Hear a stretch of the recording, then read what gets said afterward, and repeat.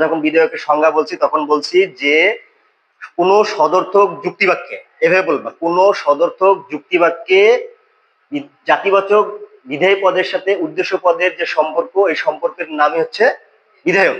তাহলে কি লাগবে? একটা সদর্থক যুক্তিবাক্য জাতিবাচক বিধেয় পদের সাথে উদ্দেশ্য পদের যে সম্পর্ক, সেই সম্পর্ককে বলবো আমরা বিধেয়ক। কি বলছিলাম? সকল কবুতর হয় পাখি। এই যুক্তিবাক্যটা কি টাইপের যুক্তিবাক্য? সদর্থক যুক্তিবাক্য। তাহলে আমাদের বিধেয়কের সংজ্ঞায় যেটা বলা হয়েছে যে সদর্থক যুক্তিবাক্য হইতে হবে। তাহলে এই যে হয় আছে, হয় আছে, হয় দিয়ে কি বোঝা যায়? সদর্থক।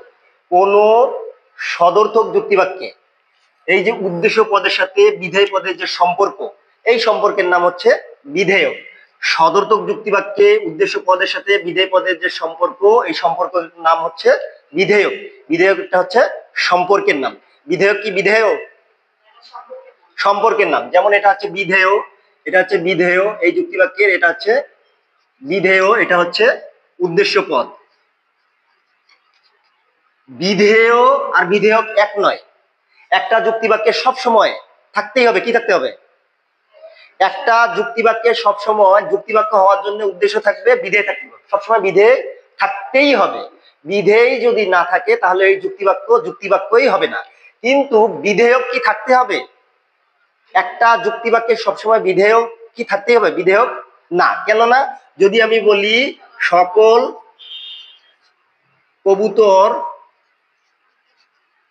নয় পাখি, এখানে কি কোনো সম্পর্ক তৈরি হয়েছে? বিধেয়ক মানে যে সম্পর্ক আমরা জানলাম একটু আগে, বিধেয়ক মানে হচ্ছে সম্পর্ক। তার মানে এখানে সম্পর্কটা অস্বীকার করা হয়েছে, সকল কবুতর কি নয়? পাখি নয়। এখানে সম্পর্কই তৈরি হয় না, কারণ নয়অর্থক যুক্তিবাক্য। নয়অর্থক যুক্তিবাক্যে কোনো সম্পর্ক তৈরি হয় না। নয়অর্থক যুক্তিবাক্যে কোনো সম্পর্ক তৈরি হয় না জন্য বিধেয়ক নাই, এখানে কোনো বিধেয়ক নাই। কিন্তু এটা সদর্থক যুক্তিবাক্য হওয়ার কারণে উদ্দেশ্য পদের সাথে বিধেয় পদের একটা সম্পর্ক তৈরি হয়েছে। সম্পর্ক তৈরি হইলেই এটা হচ্ছে বিধেয়ক। বিধেয়ক কি দেখানো যায়? বিধেয়ক দেখানো যায়? বিধেয়ক দেখানো যায় না। এখানে একটা যে সম্পর্ক আছে, সম্পর্কটা দেখানো যায় না, ধরে দেখানো যায় না, এটা হচ্ছে সম্পর্ক। কিন্তু বিধেয় দেখানো যায়। এই যে পাখি, পাখি একটা বিধেয় পদ, পাখিকে দেখানো যায়, এটা একটা বিধেয় পদ। কিন্তু কোন সম্পর্ককে কিন্তু কোনোদিন দেখানো যায় না। তাহলে বিধেয়ক হচ্ছে অমূর্ত জিনিস, মানে যেটাকে দেখানো যায় না, আর বিধেয় হচ্ছে মূর্ত জিনিস, যেটাকে দেখানো যায়। তাহলে আমরা সংজ্ঞাতে জানলাম বিধেয়ক মানে হচ্ছে কোন সদর্থক যুক্তিবাক্যে শ্রেণীবাচক বিধেয় পদের সাথে উদ্দেশ্যের যে সম্পর্ক, এই সম্পর্কের নাম হচ্ছে বিধেয়ক। বিধেয়ক সবসময় উপস্থিত থাকে হচ্ছে সদর্থক যুক্তিবাক্যে, বিধেয়ক অনুপস্থিত থাকে হচ্ছে নয়র্থক যুক্তিবাক্যে। বিধেয়ক দেখানো যায় না, কিন্তু বিধেয় দেখানো যায়। এই যে বিধেয়, এই যে বিধেয় দেখানো যায়। তাহলে বিধেয় আর বিধেয়ক এক নয়। ক্লিয়ার?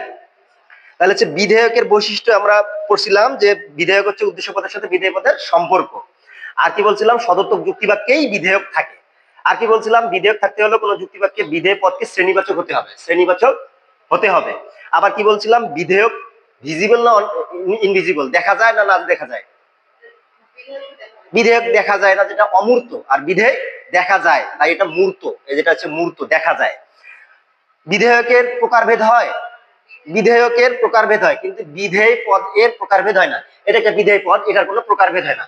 কিন্তু বিধেয়কের প্রকারভেদ হয়, প্রকারভেদ হয়। কিরকম? এরিস্টটল বলছে বিধেয়ক মানে জাতিবাচক উদ্দেশ্য পদের সাথে বিধেয় পদের, জাতিবাচক বিধেয় পদের সাথে উদ্দেশ্য পদের যে সম্পর্ক হয়, এই সম্পর্ক হয় 4 ভাগে। কে বলছে? এরিস্টটল বলছে যে বিধেয় পদের সাথে যে উদ্দেশ্য পদের সম্পর্ক হয়, সম্পর্কটা হয় 4 ভাগে। কে বলছে? এরিস্টটল।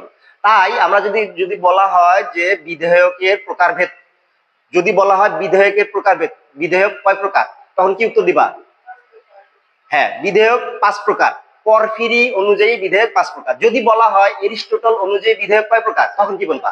যদি ইন্ডিকেট করে দেওয়া হয় যে এরিস্টটল অনুযায়ী বিধেয়ক কয় প্রকার, তখন বলবো 4 প্রকার। আর যদি বলা না হয় বিধেয়ক কয় প্রকার, তখন বলবো 5 প্রকার। কে? পরফিরি বলছে বিধেয়ক 5 প্রকার।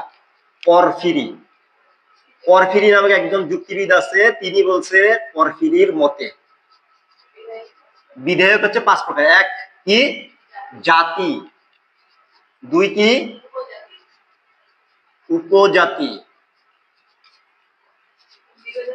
বিভেদক লক্ষণ বা লক্ষণ বলা হয়, বিভেদক লক্ষণ বা এটাকে লক্ষণও বলা হয়। 4 উপলক্ষণ। 5 অবান্তর লক্ষণ।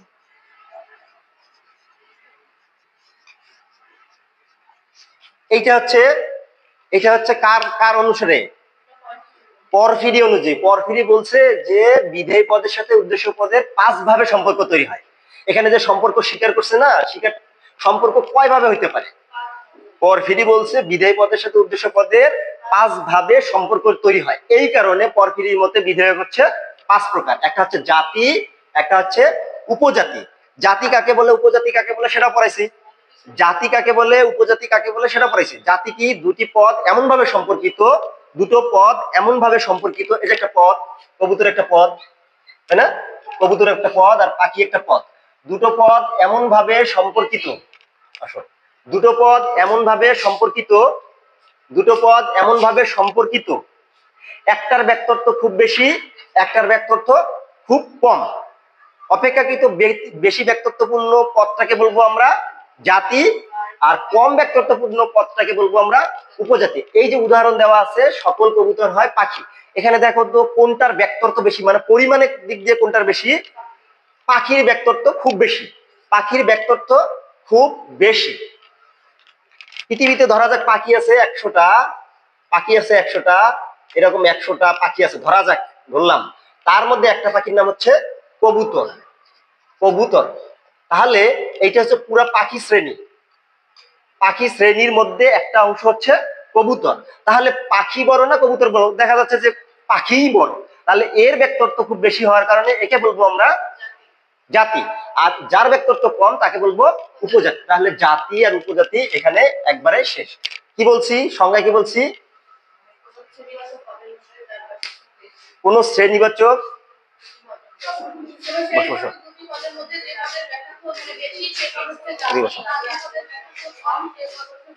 হ্যাঁ, জাতি এবং উপজাতি একবারেই শেষ হয়ে গেল।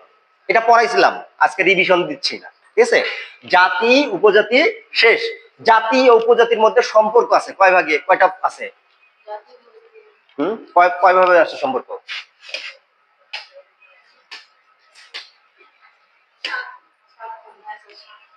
জাতি এবং উপজাতির মধ্যে সম্পর্ক আমাদের তৈরি হয়েছে কয় ভাগে?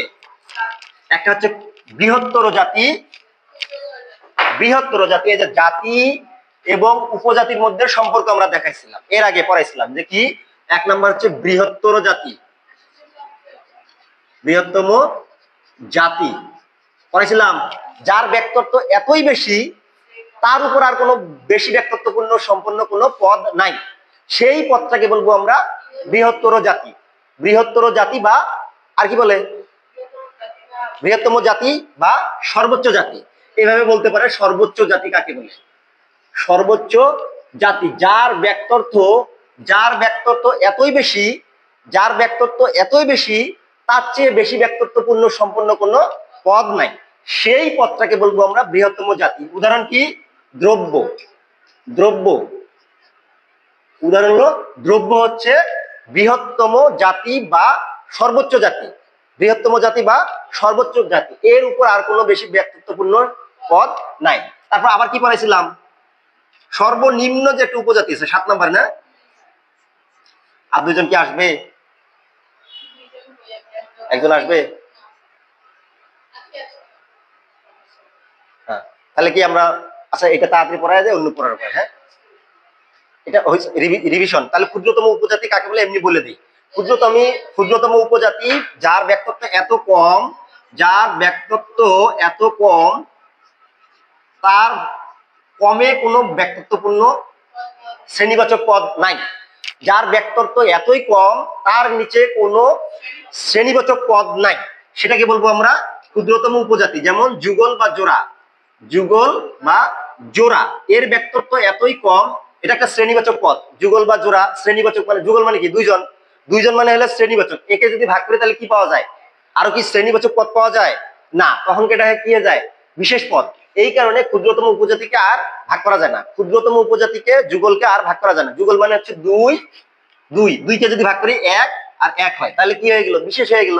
বিশেষ তো হওয়া যাবে না, আমাদের কি লাগবে শ্রেণীবাচক পদ, শ্রেণীবাচক পদ। এই জন্য হচ্ছে বৃহত্তম জাতি হচ্ছে দ্রব্য, ক্ষুদ্রতম উপজাতি হচ্ছে যুগল বা জোড়া। তারপর কি করাইছিলাম অবর জাতি বা অবর উপজাতি, অবর জাতি বা অবর উপজাতি। অবর না বললে বলতে পারি কি মধ্যবর্তী জাতি বা মধ্যবর্তী উপজাতি। যেমন বললাম দ্রব্য, দ্রব্যের পর লিখলাম কি লিখবো জীব, তারপর লিখলাম মানুষ, এরকম লিখলাম। লেখার পর এই সবটার মধ্যে দিয়ে আমরা বুঝাই মধ্যবর্তী জাতি কাকে বলবো। এটা একটা জাতি, এটা মধ্যবর্তী জাতি, এটা মধ্যবর্তী জাতি, মাঝখানের জাতি। এই যে যুগল থেকে যখন আমরা উপরের দিকে যাই, যুগল থেকে, যুগল মানে সর্বনিম্ন উপজাতি থেকে উপর দিকে যাই, তখনকার কি এই মানুষ জীব হচ্ছে মধ্যবর্তী জাতি। এই দ্রব্যটা কি হবে, এই যুগলের সাপেক্ষে দ্রব্যটা কি হবে, এটা হচ্ছে সর্বোচ্চ জাতি, আর এগুলো হচ্ছে মধ্যবর্তী জাতি।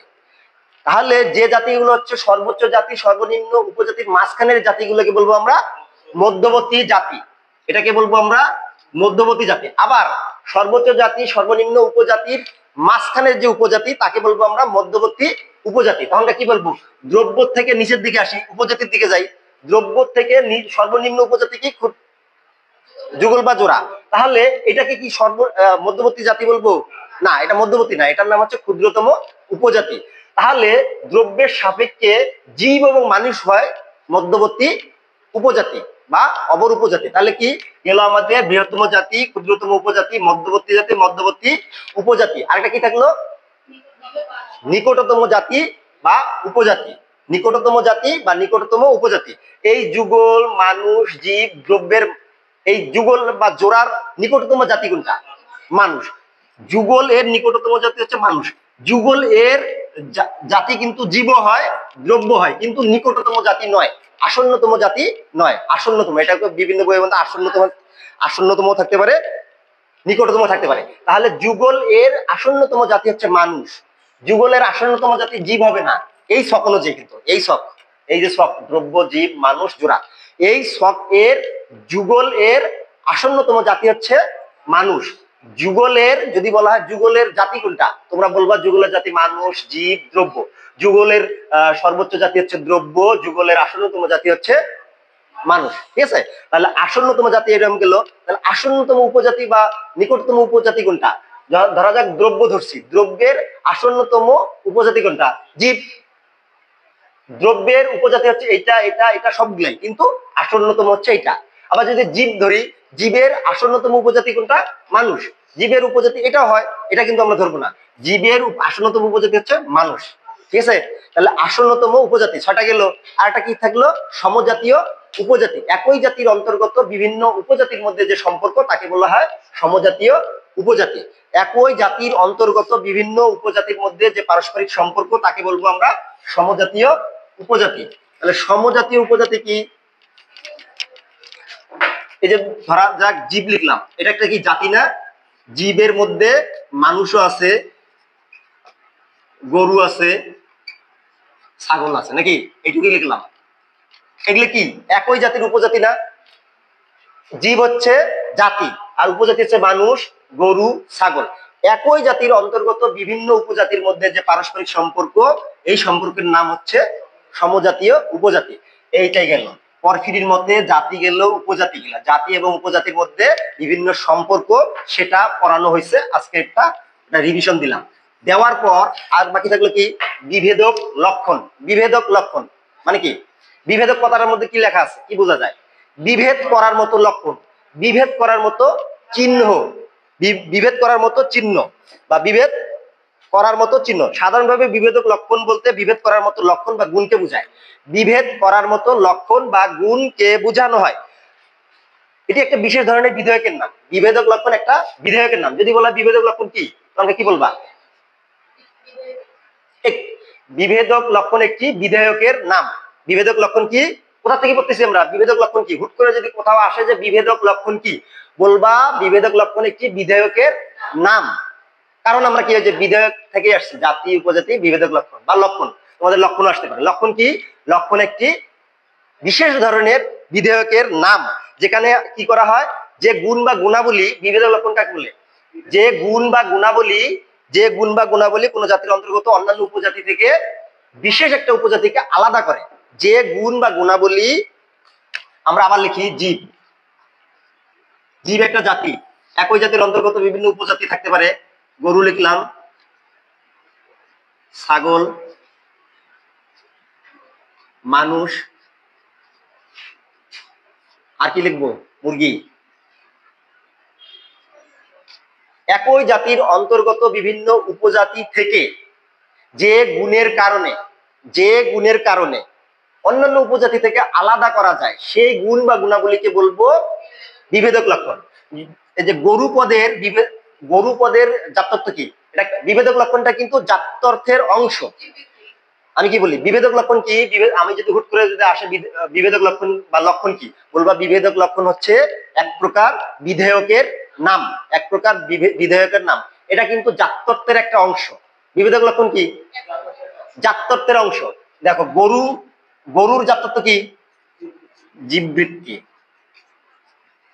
ছাগলের জাত্যর্থ জীববৃত্তি। জাত্যর্থ মানে যেন কি কি সেটা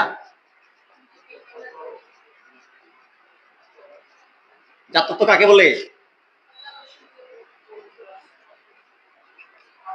জাত্যর্থ হচ্ছে একটা পদের আবশ্যিক গুণাবলী, একটা পদের আবশ্যিক গুণাবলী, যে গুণাবলীটা ছাড়া ওই পদ পদই হবে না। জীববৃত্তিটা হচ্ছে গরু পদের আবশ্যিক গুণাবলী। এই জীববৃত্তি ছাড়া গরুকে গরুই বলা যাবে না, ছাগলকে জীববৃত্তি ছাড়া ছাগলই বলা যাবে না, মুরগিকে জীববৃত্তি ছাড়া মুরগি বলা যাবে না, মানুষকে জীববৃত্তি এবং বুদ্ধিবৃত্তি ছাড়া মানুষই বলা যাবে না। তাহলে দেখো, একই জাতির অন্তর্গত বিভিন্ন উপজাতি থেকে একটা বিশেষ গুণ আছে, একটা বিশেষ গুণ আছে, যে গুণটার কারণে অন্যান্য উপজাতি থেকে আলাদা করলাম। দেখো তো কোন গুণটা? এক্সট্রা একটা গুণ, এক্সট্রা একটা গুণ, যে এটা হচ্ছে বুদ্ধিবৃত্তি নামক একটা গুণ। এই গুণটা হচ্ছে অন্যান্য উপজাতি থেকে আলাদা করলাম, অন্যান্য উপজাতি থেকে আলাদা করছি, সুতরাং এই গুণাবলীকে বলবো আমরা কি? বিভেদক লক্ষণ। মানে বিভেদ করার লক্ষণ, মানে আলাদা করার লক্ষণ, আলাদা করার চিহ্ন। তাহলে এই গুণাবলীটা হচ্ছে আলাদা করতেছে না অন্যান্য উপজাতি থেকে।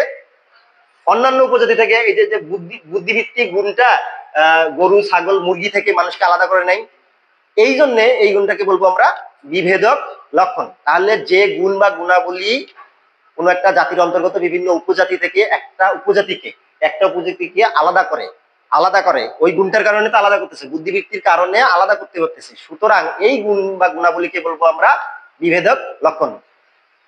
ক্লিয়ার হয়েছে? যদি না হয় আবার আমরা বলি, হ্যাঁ, যে গুণ বা গুণাবলী কোন জাতির অন্তর্গত, এই যে কোন একটা জাতির অন্তর্গত বিভিন্ন উপজাতি থেকে, হ্যাঁ, যে গুণ বা গুণাবলী কোন জাতির অন্তর্গত অন্যান্য উপজাতি থেকে, অন্যান্য উপজাতি থেকে, জাতির অন্তর্গত অন্যান্য উপজাতি থেকে একটি উপজাতিকে,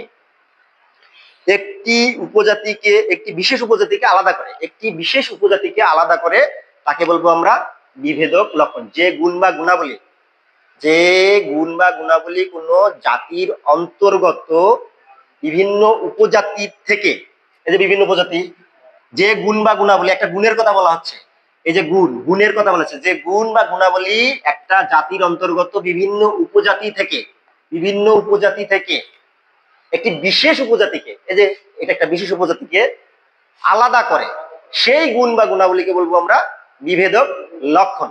তাহলে বিভেদক লক্ষণ হচ্ছে, বিভেদক লক্ষণ কি? একটা বিধেয়কের নাম। এটা হচ্ছে একটা পদের জাত্যত্বের অংশ, জাত্যত্বের অংশ বলতে হবে। এই যে একটা অংশ না, এটা পুরো মানুষ পদের পুরো জাত্যত্ব কি? জীববৃত্তি, বুদ্ধিবৃত্তি, তাহলে তার একটা অংশ না, এই জন্য বলবো বিভেদক লক্ষণ হচ্ছে জাত্যর্থের অংশ। বিভেদক লক্ষণ কি লিখবা? এটা জাত্যর্থের একটা অংশ। আবার পুরা জাত্যত্ব বলে না, পুরা জাত্যত্ব না, এই যে জীববৃত্তি, বুদ্ধিবৃত্তি দুটো মিলেই তো জাত্যর্থ, মানুষ পদের জাত্যত্ব এটা, কিন্তু জাত্যর্থের একটা অংশ। তাহলে একটা পদের জাত্যত্বের অংশকে কি বলবো আমরা? বিভেদক লক্ষণ, বিভেদক লক্ষণ বা লক্ষণ। তাহলে আমরা যদি বলি বিভেদক লক্ষণ কাকে বলে, তাহলে কি বলবা?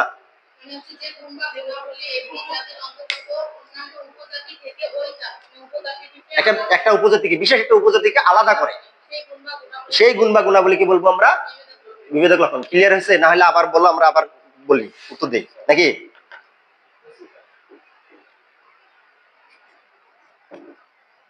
তাহলে একটি পদের বা উপজাতির আসন্নতম জাতি বাদ দিলে একটা পদের থেকে আসন্নতম জাতিটা বাদ দিলেই পাবো আমরা বিভেদক লক্ষণ। কি এটা ক্লিয়ার হলো? হয় নাই মনে হয়? একটা পদের কি পদ নিছি আমরা? কার বিভেদক লক্ষণ খুঁজতেছি? মানুষের না? একটা পদের কি পদ নিলাম? মানুষ পদ। মানুষ পদের কি কি আছে? বুদ্ধিবৃত্তি প্লাস জীববৃত্তি।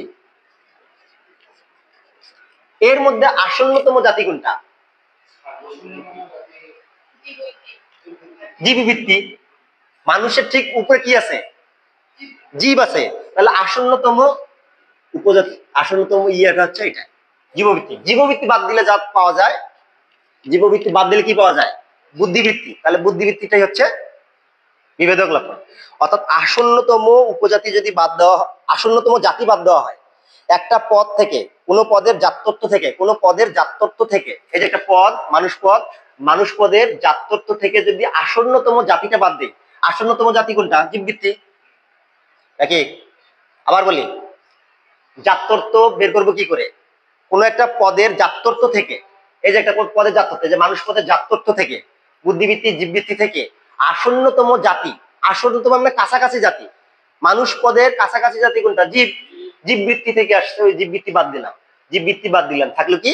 বুদ্ধিবৃত্তি। তাহলে হচ্ছে বিভেদক লক্ষণ হচ্ছে একটা পদের জাত্যর্থ থেকে আসন্নতম জাতি যদি বাদ দিয়ে যেটা পড়ে থাকবে সেটাই হচ্ছে উপজাতি। বিভিন্ন ভাবে বোঝানো যায়। ওই যে এইভাবে বললাম যে গুণ বা গুণাবলীর কারণে নাকি একটা জাতির অন্তর্গত বিভিন্ন উপজাতি থেকে একটা বিশেষ উপজাতিকে যখন আলাদা করতে পারি, সেই গুণ বা গুণাবলীকে বলবো আমরা বিভেদক লক্ষণ। বিভেদক লক্ষণ হচ্ছে একটা একটা একটা জাত্যত্বের অংশ। কতভাবে বলা যায়? বিভেদক লক্ষণ হচ্ছে একটা জাত্যত্বের অংশ, অর্থাৎ একটা পদের জাত্যত্ব থেকে যদি আসন্নতম জাতি বাদ দেয়, যা পাওয়া যাবে সেটাই হচ্ছে বিভেদক লক্ষণ। বিভেদক লক্ষণ একটা কিসের নাম? বিভেদক লক্ষণ একটা বিধেয়কের নাম। বিধেয়কের নাম। পরফিরি অনুযায়ী এই যে জাতি উপজাতি বিভেদক লক্ষণ বা লক্ষণ শেষ হইলো, তাহলে বাকি থাকলো কি? এরপরে বাকি থাকলো হচ্ছে উপলক্ষণ। তাহলে এটা শেষ করে দেয়।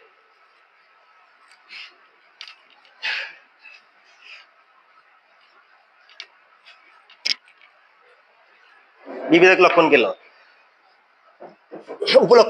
উপলক্ষণ বলতে কি বুঝো? জাত্যর্থ নয়, জাত্যর্থর যে গুণ বা গুণাবলী জাত্যর্থ নয়, একটা পদের জাত্যর্থ নয়, কিন্তু জাত্যর্থ থেকে অনিবার্যভাবে নিঃসৃত হয়, সেই গুণ বা গুণাবলীকে বলবো আমরা উপলক্ষণ। উপলক্ষণটা কি? একটা পদের জাত্যর্থও নয়, একটা পদের জাত্যর্থ নয়, কিন্তু জাত্যর্থ থেকে অনিবার্যভাবে নিঃসৃত হয়, সেই গুণ বা গুণাবলীকে বলবো আমরা উপলক্ষণ। মানুষ হয় বুদ্ধিবৃত্তি সম্পন্ন, শান্তিপ্রিয়।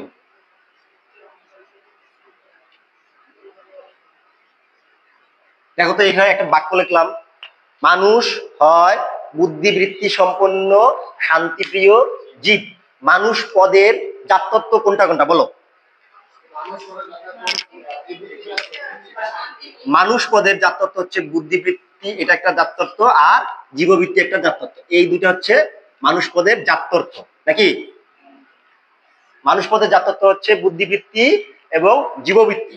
তাহলে এইটা যদি লিখতাম মানুষ হয় বুদ্ধিবৃত্তি সম্পন্ন জীব, তাহলে কিন্তু মানুষ পদের জাত্যত্ব হয়ে গেল। জাত্যত্বের অতিরিক্ত একটা গুণ, যেটা হচ্ছে নিজে জাত্যত্ব নয়, কিন্তু জাত্যত্ব থেকে নিঃসৃত হয়। ভুল বললাম নাকি? এটা বলে এটা হচ্ছে ভুল বললাম। এটা বলতেছে অবান্তর লক্ষণ করাইতেছে, অবান্তর লক্ষণ না, অতিরিক্ত গুণ অবান্তর লক্ষণ পড়াচ্ছে। মানুষ হয় বুদ্ধিবৃত্তি সম্পন্ন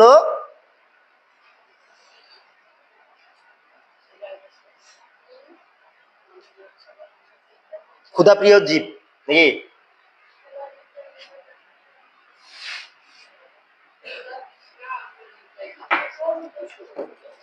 এটা বাক্য লিখি আমরা, মানুষ হয় এমন জীব যার যুক্তিবৃত্তি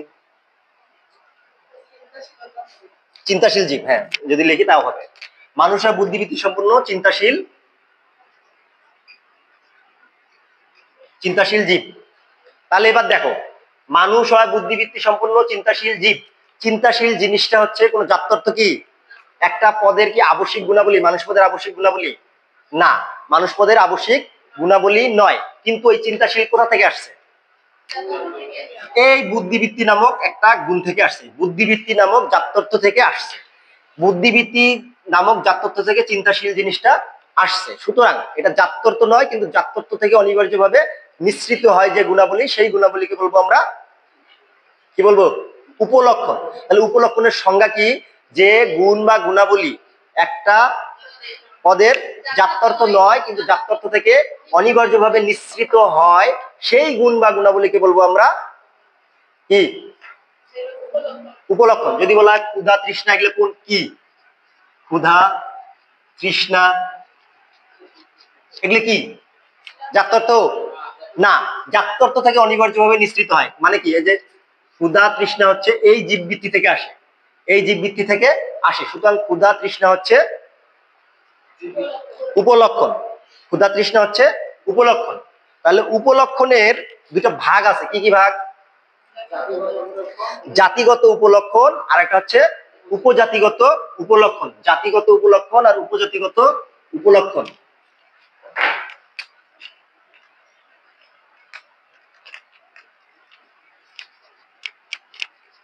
জাতিগত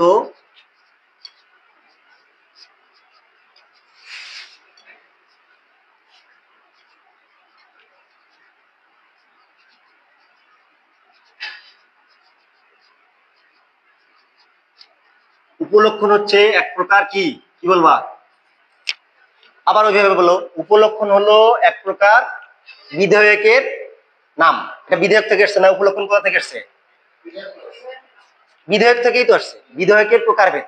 উপলক্ষণ হলো এক প্রকার বিধেয়ক, অর্থাৎ একটা সম্পর্কের নাম, যে একটা অতিরিক্ত গুণ, জাত্যর্থ নয় কিন্তু জাত্যর্থ থেকে অনিবার্যভাবে নিঃসৃত হয় যে গুণ বা গুণাবলী, সেই গুণ বা গুণাবলীকে বলবো আমরা উপলক্ষণ। সেই গুণ বা গুণাবলীকে দুই ভাগে ভাগ করছে, একটা হচ্ছে জাতিগত উপলক্ষণ, অন্যটি হচ্ছে উপজাতিগত উপলক্ষণ। তাহলে যে উপলক্ষণ কোন পদের আসন্নতম জাতি সূচক জাত্যর্থ থেকে নিঃসৃত হয়, যে উপলক্ষণটা একটা পদের আসন্নতম জাতিসূচক জাত্যর্থ থেকে নিঃসৃত হয়, আসন্নতম জাতিসূচক জাত্যর্থ থেকে নিঃসৃত হয়। মানুষ হয় বুদ্ধিবৃত্তি সম্পন্ন ক্ষুধার্ত জীব, নাকি? যদি লিখে ক্ষুধার্ত জীব, এবার কি হবে বলতো? ক্ষুধার্ত জীব। এটাকে কি বলবো? জাতিগত উপলক্ষণ না উপজাতিগত? কেন? আসন্নতম জাতি আছে জীব, জীববৃত্তি থেকেই ক্ষুধার্ত শব্দটা আসছে, জীববৃত্তি থেকে আসছে। আসন্নতম জাতিসূচক জাত্যর্থের অংশ থেকে যে উপলক্ষণটা আসে, অর্থাৎ জীববৃত্তি, জীব মানে হচ্ছে জীববৃত্তি, জীববৃত্তি, জীববৃত্তি থেকেই ক্ষুধার্ত শব্দটা আসছে, জীববৃত্তি থেকে ক্ষুধার্ত শব্দটা আসছে। অর্থাৎ আসন্নতম জাতিসূচক জাত্যর্থের অংশ থেকে যে উপলক্ষণটা আসে সেটাকে বলবো আমরা জাতিগত উপলক্ষণ। তাহলে ক্ষুধার্ত হচ্ছে জাত্যর্থ নয়, জাত্যর্থের অতিরিক্ত একটা জাত্যর্থ নয়, জাত্যর্থ থেকে অনিবার্যভাবে নিঃসৃত একটা গুণ, কিন্তু আসছে কোথায় থেকে? আসন্নতম জাতিসূচক জাত্যর্থ থেকে আসছে, জন্য এটাকে বলবো আমরা জাতিগত উপলক্ষণ। তাহলে উপজাতিগত উপলক্ষণ কাকে বলবো? চিন্তাশীল লিখি যদি, চিন্তাশীল কি কোথা থেকে আসে? যার বুদ্ধিবৃত্তি, যে বুদ্ধিবৃত্তি থেকে চিন্তাশীল শব্দটা আসছে, বুদ্ধিবৃত্তি থেকে চিন্তাশীল শব্দটা আসছে। তাহলে ওইটার সংজ্ঞা কি? যে উপলক্ষণ কোন পদের উপজাতির সাধারণ বৈশিষ্ট্য থেকে আসে। উপজাতির সাধারণ বৈশিষ্ট্য কি? বুদ্ধিবৃত্তি না? উপজাতির, অর্থাৎ বিভেদক লক্ষণ থেকে আসে, বিভেদক লক্ষণ থেকে আসে। এই বুদ্ধিবৃত্তি তো হচ্ছে বিভেদক লক্ষণ, নাকি? বিভেদক লক্ষণ থেকে আসে যে উপলক্ষণটা, সেটাকে বলবো আমরা উপজাতিগত উপলক্ষণ।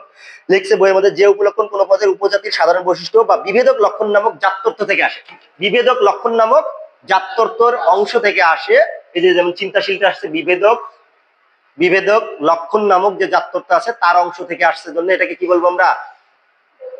উপজাতিগত উপলক্ষণ, উপজাতিগত উপলক্ষণ। কয়টা বাজে তোমাদের? সময় আছে? তাহলে কি পড়লাম এতক্ষণ পর্যন্ত? চারটে পড়ছি। আমরা প্রথমেই শুরু করছিলাম বিধেয়ক কি? বিধেয়ক একটা সম্পর্কের নাম যেখানে হচ্ছে শ্রেণীবাচক বিধেয় পদের সাথে উদ্দেশ্য পদের যে সম্পর্ক হয়, সদর্থক যুক্তিবাক্য। সদর্থক যুক্তিবাক্যে শ্রেণীবাচক উদ্দেশ্য পদের সাথে বিধেয় পদের যে সম্পর্ক হয় তাকেই বলা হয় বিধেয়ক। এরকম 5 ভাগে বিধেয়ক তৈরি হয়। 5 ভাবে বিধেয়ক তৈরি হয় বলছেন পরফিরি। একটা হচ্ছে জাতি, উপজাতি, লক্ষণ বা বিভেদক লক্ষণ, উপলক্ষণ। জাতি, উপজাতি, বিভেদক লক্ষণ, উপলক্ষণ পড়ানো শেষ। যদি না বুঝে থাকে আবার জিজ্ঞেস করো, আমরা আবার পড়াই। বুঝছো? অবান্তর লক্ষণ যাই, অবান্তর লক্ষণে যাই আমরা।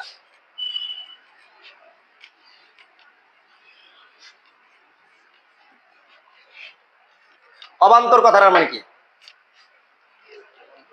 তোমরা কথা বলতেছো, আমি পট করে বললাম যে অবান্তর কথাবার্তা বলে না, মানে কি? অবান্তর কথাবার্তা বলো না, এইভাবে বললাম না, অর্থাৎ অহেতুক কথাবার্তা বলো না, অবান্তর। তাহলে এখানেও একটা গুণ, এমন একটা গুণ যে গুণটা হচ্ছে ওই পদের অবান্তর, মানে অহেতুক গুণ। যেটা হচ্ছে লিখি আমরা, মানুষ হয় বুদ্ধিবৃত্তি সম্পন্ন হাস্যপ্রিয় জীব।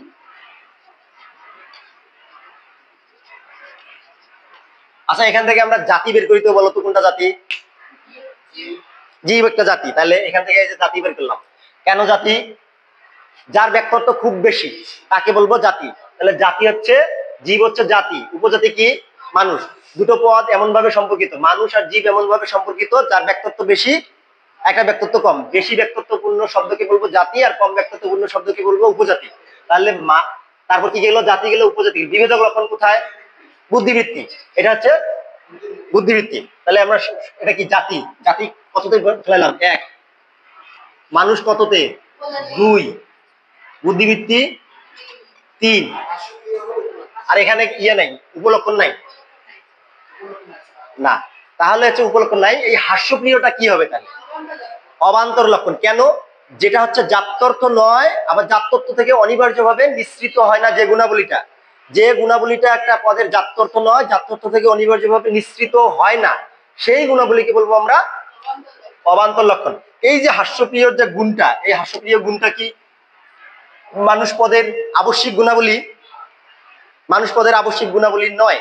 কারণ কেউ কেউ, কোনো কোনো মানুষ আছে, কোনো কোনো মানুষ হাসে, কোনো কোনো মানুষ হাসেই না। তাহলে আবশ্যিক গুণাবলী হইতে গেলে কি হতে হবে? হাস্যপ্রিয় জিনিসটা সবার মধ্যে সমানভাবে থাকতে হবে। কিন্তু হাস্যপ্রিয় গুণাবলীটা সবার মাঝে সমানভাবে নাই, সবার কাছে সমানভাবে নাই, জন্য হাস্যপ্রিয় গুণটাকে আমরা কি বলবো না, অবান্তর লক্ষণ বলবো। যে গুণ বা গুণাবলীটা হচ্ছে জাত্যর্থ নয়, জাত্যর্থ থেকে অনিবার্যভাবেও নিঃসৃত হয় না, সেই গুণ বা গুণাবলীকে বলবো আমরা অবান্তর লক্ষণ। অবান্তর লক্ষণ। তাহলে যে হাস্যপ্রিয় গুণটা হচ্ছে অবান্তর লক্ষণ, মানে হচ্ছে যেটা কি, কয় নম্বর পড়াচ্ছি? 5 নম্বর। 5 নম্বর। তাহলে একই বাক্যের মধ্যে আমরা কয়টা দেখালাম? জাতি, উপজাতি, বিভেদক লক্ষণ, অবান্তর লক্ষণ দেখালাম। তাহলে যে গুণাবলীটা হচ্ছে আবশ্যিক নয়, মানুষ পদের জন্য আবশ্যিক নয়, অর্থাৎ মানুষ হওয়ার জন্য হাস্যপ্রিয় গুণটা হচ্ছে অবশ্যই অবশ্যই থাকতে হবে না, থাকা লাগবে এরকম না, থাকতে পারে, কেউ কেউ আছে হাস্যপ্রিয়। তাহলে মানুষ পদের জন্য আবশ্যিক গুণাবলী নয় হাস্যপ্রিয় গুণটা। তাহলে হাস্যপ্রিয় গুণটা হচ্ছে কি? অবান্তর লক্ষণ। যে গুণ বা গুণাবলী হচ্ছে জাত্যর্থ নয়, কিন্তু জাত্যর্থ থেকে অনিবার্যভাবেও নিঃসৃত হয় না, সেই গুণাবলীকে বলবো আমরা অবান্তর লক্ষণ। তাহলে উপলক্ষণ কাকে বলবো? জাত্যর্থ নয় কিন্তু জাত্যর্থ থেকে নিঃসৃত হয়, সেটাকে বলবো উপলক্ষণ। তাহলে উপলক্ষণের যেমন দুইটা গুণ আছে, জাতিগত উপলক্ষণ, উপজাতিগত উপলক্ষণ। এবার অবান্তর লক্ষণেরও 4টে ভাগ আছে, ওটা বাদ দেয়, একবারে আমরা 4টে ভাগে কথা বলি, তাহলে আমাদের অনেক পড়াইতে হচ্ছে। একটা হচ্ছে ব্যক্তিত্বের দিক থেকে, একটা স্থায়িত্বের দিক থেকে, নাকি? ব্যক্তিত্বের দিক থেকে 2 ভাগে ভাগ করছি, আর স্থায়িত্বের দিক থেকে 2 ভাগে ভাগ করছি।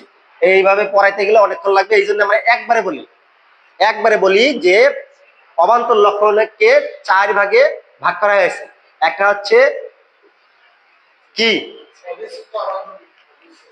অবিচ্ছেদ্য অবান্তর লক্ষণ। তাহলে 1 নাম্বার লিখছে অবিচ্ছেদ্য না, কার ক্ষেত্রে?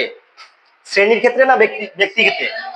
ওই জন্য আবার লিখতে হবে শ্রেণীর ক্ষেত্রে শ্রেণীগত, শ্রেণীগত বা জাতিগত একই কথা, কিন্তু শ্রেণীগত বা জাতিগত লিখতে পারে। জাতিগত অবিচ্ছেদ্য অবান্তর লক্ষণ এইভাবে লিখতে পারে, অবিচ্ছেদ্য অবান্তর লক্ষণ।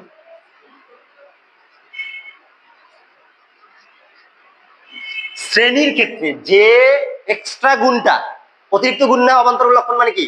অতিরিক্ত গুণটা, যে অতিরিক্ত গুণটা একটা শ্রেণীর বা জাতির ক্ষেত্রে অবিচ্ছেদ্য ভাবে জড়িত, সেই গুণাবলীটাকে বলবো আমরা অবান্তর লক্ষণ। যদি বলা হয় ঘোড়া হয় চতুষ্পদ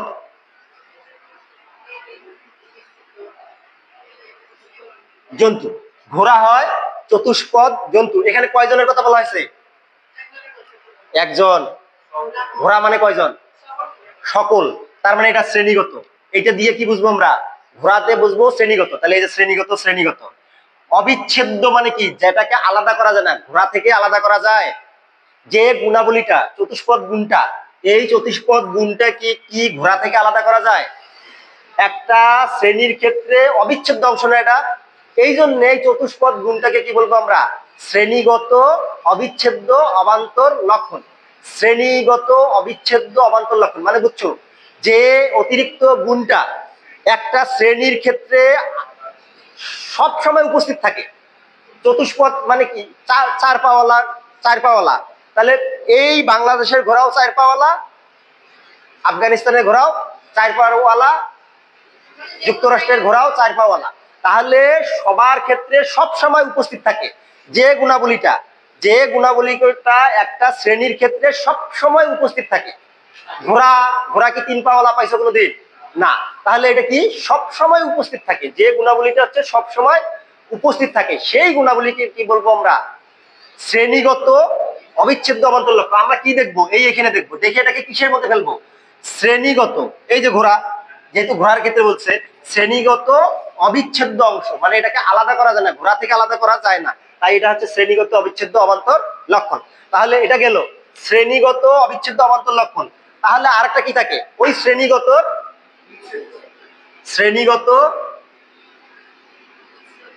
বিচ্ছেদ্য অবান্তর লক্ষণ। শ্রেণীগত বিচ্ছেদ্য অবান্তর লক্ষণ তাহলে কি? শ্রেণীর ক্ষেত্রে কখনো উপস্থিত থাকে, কখনো অনুপস্থিত থাকে, কখনো উপস্থিত থাকে, কখনো অনুপস্থিত থাকে। কিছু ঘোড়া হয় লাল রঙের, নাকি? এবার দেখো তো, লাল রংটা হচ্ছে কি গুণ? অতিরিক্ত গুণ। ঘোড়ার অতিরিক্ত গুণ। লাল রংটা হচ্ছে জাততত্ত্ব নয়, জাততত্ত্ব থেকে অনিবার্যভাবে নিঃসৃত হয় না এই লাল রংটা। তাহলে লাল রং আমরা কার কথা বলা হচ্ছে? কিছু ঘোড়া দিয়ে কি বুঝতেছো? একটা শ্রেণীকেই বোঝা যাচ্ছে। কিছু ঘোড়া মানে পৃথিবীতে যদি 100টা ঘোড়া থাকে, তাহলে কিছু ঘোড়া দিয়ে ধরো 10টা ঘোড়ার কথা বলা হচ্ছে, তাহলে এটা কি শ্রেণীবাচক পদ না? তাহলে শ্রেণীবাচক পদ। কিন্তু এই ঘোড়া যে লাল রংটা ঘোড়ার ক্ষেত্রে সবসময় উপস্থিত থাকে কেন না? কিছু ঘোড়া লাল আছে, কিছু সাদা আছে, কিছু আছে হলুদ বাদামি, যে কোনো ধরনের রং হতে পারে। তাহলে লাল রংটা ঘোড়ার ক্ষেত্রে মাঝে মাঝে উপস্থিত থাকে, মাঝে মাঝে অনুপস্থিত থাকে, জন্য এটাকে কি বলতে পারি? লাল রংটা হচ্ছে ঘোড়ার ক্ষেত্রে বিচ্ছেদ্য অবান্তর লক্ষণ। বিচ্ছেদ্য অবান্তর লক্ষণ। শ্রেণীগত বিচ্ছেদ্য অবান্তর লক্ষণ মানে হচ্ছে কোন একটা শ্রেণীর ক্ষেত্রে মাঝে মাঝে উপস্থিত থাকে, মাঝে মাঝে অনুপস্থিত থাকে, সেই অবান্তর লক্ষণকে বলবো আমরা শ্রেণীগত বিচ্ছেদ্য অবান্তর লক্ষণ। শ্রেণীগত বিচ্ছেদ্য অবান্তর লক্ষণ। বুঝছি? বা বুঝছো? কি বুঝছো? এই হাস্যপ্রিয়টা কি বলবো এবার? এটা একটা অবান্তর লক্ষণ না? এটা কিসের মধ্যে ফেলবা? এই যে মানুষ একটা শ্রেণীগত হাস্যপ্রিয় গুণটা কি বিচ্ছেদ্য না অবিচ্ছেদ্য? বিচ্ছেদ্য। কেন? মাঝে মাঝে মানুষ হাসে, মাঝে মাঝে হাসে না, এই জন্য এটাকে বলবো বিচ্ছেদ্য। যদি বলা হয় দ্বিপদী জীব, এটা হচ্ছে শ্রেণীর ক্ষেত্রে অবিচ্ছেদ্য, মানুষের ক্ষেত্রে সবসময় উপস্থিত থাকতে হবে। তাহলে এটা হচ্ছে এইভাবে আমরা জানবো শ্রেণীগত। এবার থাকলো কি? শ্রেণীগত আর গেল এবার এবার 3 নম্বর কি বলবো?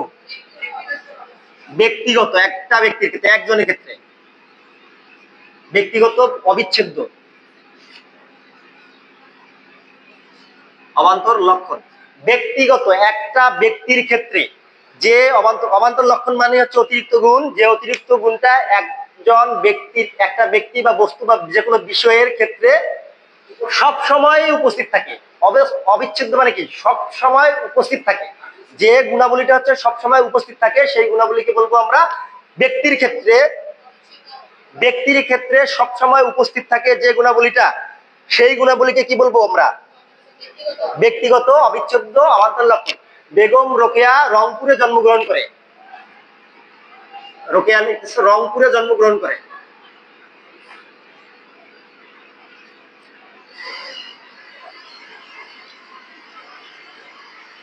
রোকেয়া এটুকু লিখলাম নাকি? রোকেয়া রংপুরে জন্মগ্রহণ করে। এই যে রংপুরে জন্মগ্রহণ, রংপুরে যে জন্মগ্রহণ করেন, কয়জনের কথা বলা হচ্ছে? একজনের কথা। তাহলে রোকেয়া কয়জন? একজন। তাহলে ব্যক্তিগত। যে রংপুরে যে জন্মগ্রহণ করছে তার মানে জন্মস্থানটা তার সাথে অঙ্গাঙ্গি ভাবে জড়িত, না মাঝে মাঝে জন্মগ্রহণ করে মাঝে মাঝে করে না? বেগম রোকেয়া সব সময়ের জন্য, মানে যখন জন্মগ্রহণ করছে, তোমরা যখন জন্মগ্রহণ করছো, তোমরা যেখানে জন্মগ্রহণ করছো, কুড়িগ্রামে জন্ম করছো, আজীবনেই বলতে হবে যে আমরা কুড়িগ্রামে জন্মগ্রহণ করছি। কখনো কি বলতে পারবো আমরা রংপুরে জন্ম করছি, আবার মাঝে মাঝে বলবো আমরা ঢাকায় জন্মগ্রহণ করছি, এরকম বলা যাবে না। তাহলে হচ্ছে রংপুর বা জন্মস্থানটা হচ্ছে কি শ্রেণীর, ব্যক্তির ক্ষেত্রে অবিচ্ছেদ্য অবান্তর লক্ষণ। তাহলে হচ্ছে রংপুর, বা তোমরা যদি বলো আমরা অমুক তারিখে জন্মগ্রহণ করছি, জন্মসালটা কি মাঝে মাঝে চেঞ্জ হয়? জন্মসাল মাঝে মাঝে চেঞ্জ হয় না। এই জন্য এটা হচ্ছে কি ব্যক্তিগত অবিচ্ছেদ্য অবান্তর লক্ষণ। তাহলে এটা তো গেল। তাহলে ব্যক্তিগত, আর একটা থাকলো ব্যক্তিগত বিচ্ছেদ্য অবান্তর লক্ষণ। মানে কি? বিচ্ছেদ্য মানে হচ্ছে মাঝে মাঝে উপস্থিত থাকে, মাঝে মাঝে অনুপস্থিত থাকে। মাঝে মাঝে উপস্থিত থাকে, মাঝে মাঝে অনুপস্থিত থাকে। কারো অভ্যাস, রুচি, আচার আচরণ এগুলোকে কিসের মধ্যে ফেলবা? একজন ব্যক্তির অভ্যাস, রুচি, আচার আচরণকে কিসের মধ্যে ফেলবা? একজন ব্যক্তি মানে ব্যক্তিগত। এটা কি বিচ্ছেদ্য না অবিচ্ছেদ্য? কেন বিচ্ছেদ্য? কারো রুচি মাঝে মাঝে চেঞ্জ হয়, অভ্যাস মাঝে মাঝে চেঞ্জ হয়, আচরণ চেঞ্জ হয়, তাহলে এটা হচ্ছে বিচ্ছেদ্য। কখনো উপস্থিত থাকে, কখনো অনুপস্থিত থাকে। কবি নজরুল ইসলামের বাবরি চুল, এই বাবরি চুলটা কি বলবা? অবিচ্ছেদ্য। অবিচ্ছেদ্য। বাবরি চুলও অবিচ্ছেদ্য নয়, কারণ বাবরি চুলটা চাইলেই কেটে ফেলতে পারো। বাবরি চুলটা চাইলেই আমরা কেটে ফেলতে পারি। তাহলে এগুলা বিচ্ছেদ্য, মাঝে মাঝে উপস্থিত থাকে, মাঝে মাঝে অনুপস্থিত থাকে। আজকে আমাকে দেখতেছো চুল আছে, কালকে আবার দেখতে পারো আমার কি চুল নাই, নেড়া হয়ে আসছে। তাহলে এটা কি বিচ্ছেদ্য না অবিচ্ছেদ্য? বিচ্ছেদ্য। যে গুণটা একটা ব্যক্তির ক্ষেত্রে, কিভাবে বলবা? বলবা যে গুণটা যে একটা অতিরিক্ত গুণ, অবান্তর লক্ষণ মানে হচ্ছে অতিরিক্ত গুণ। যে অতিরিক্ত গুণটা একটা ব্যক্তির ক্ষেত্রে মাঝে মাঝে উপস্থিত থাকে, মাঝে মাঝে অনুপস্থিত থাকে, সেটাকে বলবো আমরা বিচ্ছেদ্য, ব্যক্তিগত বিচ্ছেদ্য অবান্তর লক্ষণ। যে অতিরিক্ত গুণটা একজন ব্যক্তির ক্ষেত্রে সব সময়ের জন্য উপস্থিত থাকে, সেটাকে বলবো ব্যক্তিগত অবিচ্ছেদ্য অবান্তর লক্ষণ। যে অতিরিক্ত গুণটা একটা ব্যক্তির ক্ষেত্রে, একটা শ্রেণীর ক্ষেত্রে বা জাতির ক্ষেত্রে মাঝে মাঝে উপস্থিত থাকে, মাঝে মাঝে অনুপস্থিত থাকে, তাকে বলবো আমরা শ্রেণীগত বিচ্ছেদ্য অবান্তর লক্ষণ। যে অতিরিক্ত গুণটা হচ্ছে একটা শ্রেণীর ক্ষেত্রে কখনো উপস্থিত থাকে না, সব সময় উপস্থিত থাকে, তাকে বলবো আমরা শ্রেণীগত অবিচ্ছেদ্য অবান্তর লক্ষণ। ক্লিয়ার? তাহলে কি পড়ালাম? বিধেয়ক পড়ালাম। বিধেয়কের সাথে বিধেয়ের সম্পর্ক। বিধেয়ক উপস্থিত থাকে হচ্ছে সদর্থক যুক্তি বাক্যে, বিধেয়ক অনুপস্থিত থাকে হচ্ছে নয়োর্থক যুক্তি বাক্যে। বিধেয়কের কয়েকটা বৈশিষ্ট্য পড়ায়া বললাম যে বিধেয়ক মানে হচ্ছে সম্পর্ক তৈরি হয় কয় ভাগে? 5 ভাগে তৈরি হয়। যদি বলা হয় বিধেয়ক কয় প্রকার, তোমরা বলবা বিধেয়ক 5 প্রকার। যদি কারো নাম উল্লেখ না থাকে 5 প্রকার বলবা। আর যদি নাম উল্লেখ থাকে যে এরিস্টটলের মতে বিধেয়ক কয় প্রকার, তখন বলবো 4 প্রকার। আর পরফিরির মতে বিধেয়ক 5 প্রকার। 5 ভাবে সম্পর্ক তৈরি হয়। জাতি, উপজাতি, বিভেদক লক্ষণ, উপলক্ষণ, অবান্তর লক্ষণ ভাবে সম্পর্ক তৈরি হয়। বুঝতে পারছো? এবার যদি বুঝে থাকো শেষ, আর যদি না বুঝো আবার বলি, প্রথম থেকে বলবো। একজন যে আসবে না ওটা কি হবে? পরফিরিজ ছক, পরফিরিজ ছক।